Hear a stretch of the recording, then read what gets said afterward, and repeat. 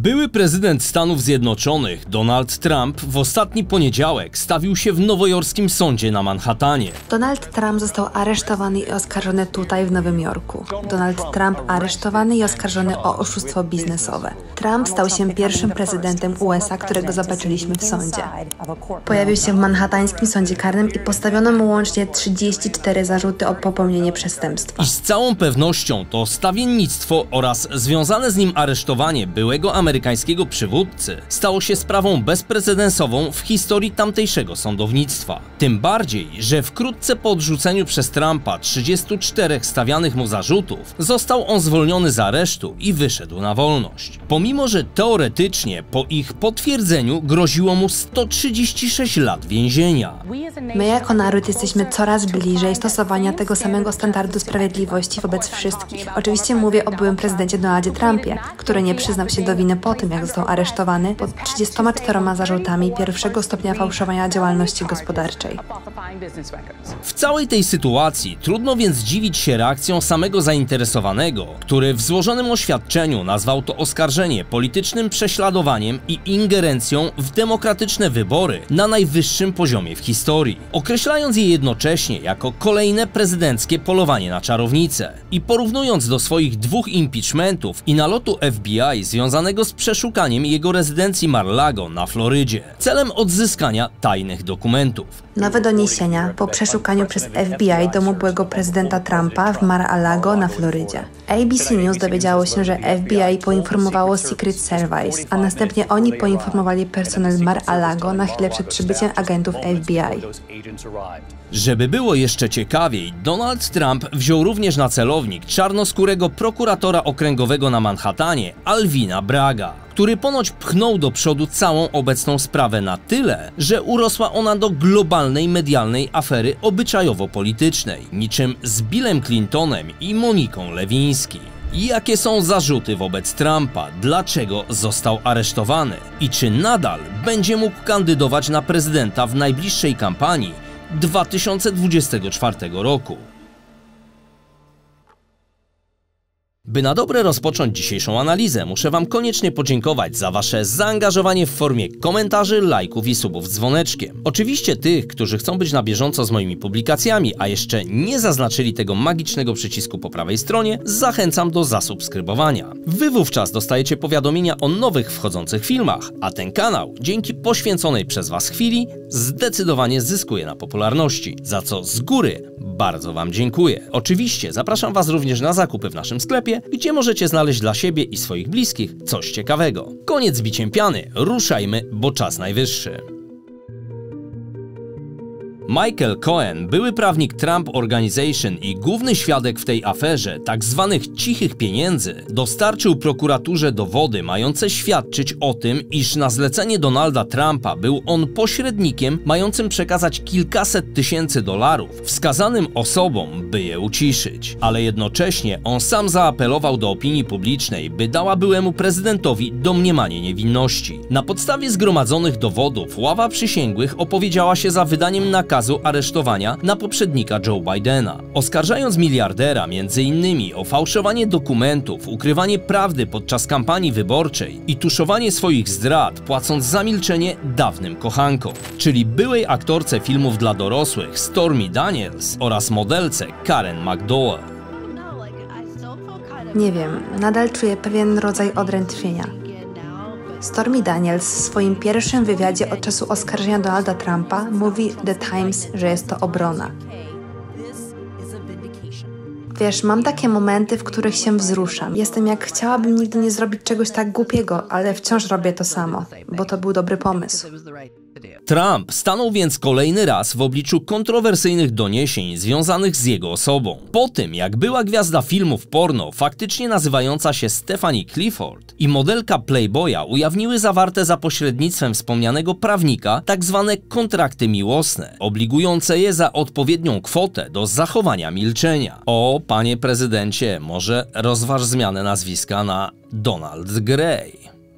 Żarty żartami, ale wróćmy jednak do doniesień CNN, bo okazuje się, że pomimo wcześniejszych zapewnień o przyjęciu zaoferowanej umowy nie przeszkadzało to Stormy Daniels w złożeniu 6 marca pozwu przeciwko Donaldowi Trumpowi, twierdząc, że podpisany przez nią w 2016 roku kontrakt był nieważny, ponieważ sygnatariuszem nie był osobiście Trump, tylko jego prawnik Michael Cohen. Według informacji ujawnionych przez Daniels miała ona romans z Donaldem, gdy jego żona Melania miała urodzić syna barona. Co również może zaciekawić, to fakt, iż początkowo prawnik Trumpa twierdził, że przekazane $130 000 zapłacił jej z własnej kieszeni i że pieniądze te nie były związane z Trump Organization, a tym samym również z kampanią wyborczą. Natomiast Daniels, gdy sprawa zaczęła nabierać rozgłosu, ponoć nawet zaoferowała zwrot otrzymanych pieniędzy, chcąc dzięki takiemu w cudzysłowie posunięciu mieć możliwość publikowania wiadomości, zdjęć i filmów związanych z romansem jej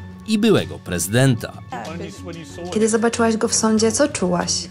Część mnie myślała, że wiesz, w końcu on musiał być pod panowaniem kogoś innego. Musiał być posłuszny sędziemu i przejść przez to niczym król przez tron. Nie jest już nietykalny i nikt nie powinien być nietykalny.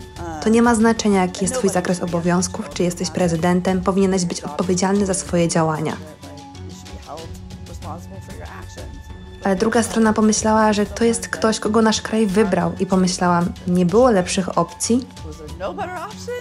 Obecny zespół prawników Trumpa wobec tych wszystkich komplikacji i nazwijmy to mało komfortowego rozwoju zdarzeń złożył 16 marca pozew, żądając od byłej aktorki wątpliwej jakości filmików, których scenariusz można by zamknąć w góra 5 słowach, zapłatę odszkodowania o wysokości co najmniej $20 milionów. To jednak wcale nie odstraszyło tej kobiety i nadal nie wycofała ona pozwu przeciwko prezydentowi USA i prawnikowi Cohenowi. Kolejną panią, która 20 marca również wniosła pozew przeciwko Trumpowi w związku z rzekomym obligowaniem jej do milczenia dotyczącego szczegółów ich romansu, jest była modelka Playboya 52-letnia Karen McDougal. Twierdzi ona uparcie, że została uciszona, kiedy Michael Cohen, były osobisty prawnik Trumpa i kierownictwo American Media Inc. zapłaciło jej za zatajenie pikantnych szczegółów jeszcze w okresie poprzedzającym amerykańskie wybory prezydenckie z 2016 roku.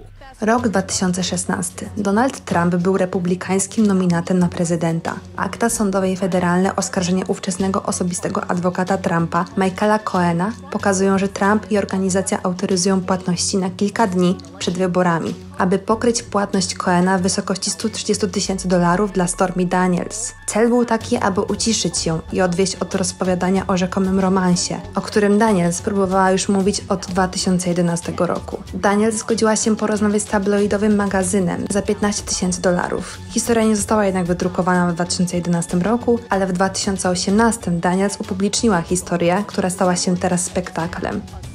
Mój adwokat i ja jesteśmy zobowiązani do upewnienia się, że wszyscy dowiedzą się prawdy i faktów o tym, co się stało. I chociaż Trump, niczym kiedyś Clinton, publicznie zaprzeczał jakiemukolwiek romansowi, to była modelka stwierdziła podczas wywiadu udzielanego dla CNN w 2018 roku, że ona i Trump mieli 10-miesięczny romans i że poznali się podczas imprezy Playboya. Rozmowa z byłą modelką Playboya na temat 10-miesięcznego związku, który, jak twierdzi, miała z Donaldem Trumpem. Zacznijmy od początku. Jak poznałaś Donalda Trumpa? Poznałam Donalda, gdy kręcili The Celebrity Apprentice w rezydencji Playboya. Kręcili tam, a ja zostałam zatrudniona do pracy przy scenie. To było całkiem zabawne. Po tym, jak zostałam laską roku, byłam zobowiązana do pracy przy tak wielu wydarzeniach z Playboyem i to było jedno z wydarzeń, które uważałam za zabawne. Pewnie widziałaś, jak on na ciebie patrzy. Tak, zauważyłam to i króliczek Playboya również. Skomentowała to w ten sposób. Wow, ten facet naprawdę się w tobie zadłużył. Czy chciałaś go jeszcze zobaczyć? Pomyślałam, fajnie byłoby utrzymywać z nim kontakt. W tym momencie nie rozważałam randki ani wejścia z nim, ale uważam, że jest interesującą osobą. Jest genialny.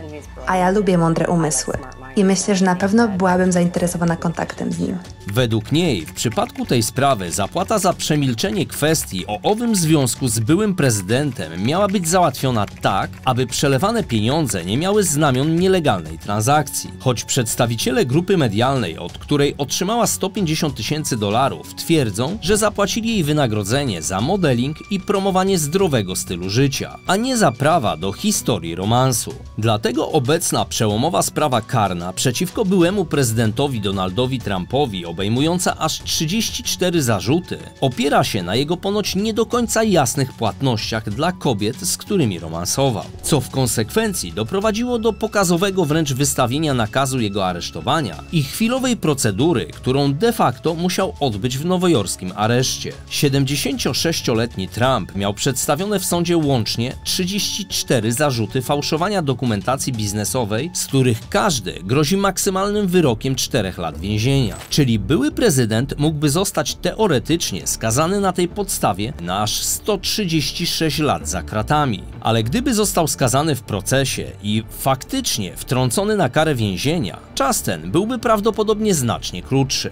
Prokuratorzy opierają swoją sprawę na 3 przypadkach rzekomego stosowania przez Trumpa niedozwolonych praktyk, podczas których on i jego ówczesny prawnik Michael Cohen oraz dyrektor finansowy Trump Organization Allen Weisselberg spiskowali, aby potencjalne skandale seksualne nie wyszły na jaw podczas kampanii wyborczej. Choć w subiektywnym odczuciu obie panie wzięły kasę, ale czas szybko leci. Pieniądze się ulatniają. I teraz zaświtało im, że owe historie wraz z materiałami ich dotyczącymi pewnie mogłyby zostać sprzedane za dużo większe pieniądze. Sam fakt, że Donald Trump opuścił areszt i sąd po tym, jak zaprzeczył stawianym mu 34 zarzutom, może świadczyć, iż prokuratorzy i sędzia nie mają na tyle twardych dowodów, żeby go mogli zatrzymać. Niestety, znając temperament Donalda Trumpa, oczywiście oprócz wspomnianych oskarżeń, nie odmówił on sobie przyjemności wzięcia na celownik prokuratora okręgowego na Manhattanie Alvina Bragga, który uruchomił sprawę całej sądowej nagonki. Nie dość, że charyzmatyczny miliarder wezwał swoich zwolenników do zakończenia rządów demokratów w USA, to jeszcze na jego profilu True Social pojawiło się bardzo wymowne zdjęcie, które dość szybko usunięto, a on, jak to zwykle bywa u polityków, umył od tego zajścia ręce, stwierdzając, że osobiście nic o tym nie wiedział. Powiedzmy, że tak było. Sam bym tego lepiej nie ujął. Zwolennicy MAGA, jak jest określany Trump, pospieszyli w czwartek do Nowego Jorku w obronie swojego faworyta. Dla mnie to ważne, żeby mój prezydent Donald Trump, mówię to odważnie, żeby wiedział, że stoję z nim i wspieram go. Dlatego, że on nas poprosił, żebyśmy wyszli i go reprezentowali.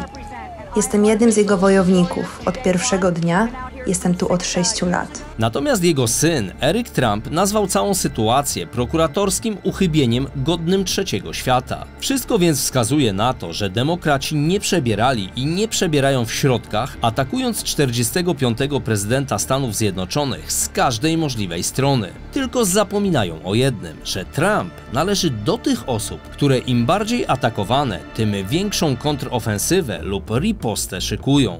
Czy zatem oskarżenie Trumpa pomoże, czy zaszkodzi w jego kampanii w 2024 roku? Przeciwnicy Trumpa z pewnością powiedzą, że tak, zaszkodzi i trochę będą mieli w tym racji. Ale z drugiej strony prawicowy aktywista Vivek Ramaswamy, który ogłosił swoją kandydaturę w lutym, nazwał oskarżenie motywowanym politycznie i wyznaczającym mroczny moment w historii Ameryki. A Nikki Haley, była ambasadorka w ONZ, pomimo iż jest rywalką Trumpa i zapowiedziała start w wyborach do Białego Domu w 2024 roku, powiedziała, że w oskarżeniu chodzi bardziej o zemstę niż o samą sprawiedliwość. Podsumowując, musimy pamiętać o jednej fundamentalnej zasadzie Trumpa, a jest taka, że ma być ciągle widoczny i ma być ciągle o nim słychać, nieważne w jakim kontekście. A co jeszcze ciekawsze, to z prawnego punktu widzenia nic nie stoi na przeszkodzie, by Trump kandydował, gdy jest oskarżony i co więcej, nawet jeśli zostałby skazany. Bowiem zgodnie z konstytucją USA kandydat na prezydenta musi spełniać jedynie 3 wymagania. Być obywatelem urodzonym w Stanach Zjednoczonych, mieć ukończone 35 lat i mieszkać w USA od co najmniej 14 lat. A jak napisano w magazynie Time, Trump mógłby się ubiegać o fotel prezydenta, nawet gdyby trafił do więzienia. Tyle na dziś. Dziękuję Wam za uwagę. Nie przejadajcie się w święta, bo to niezdrowe. Spędźcie je miło, rodzinnie i spokojnie. Cześć.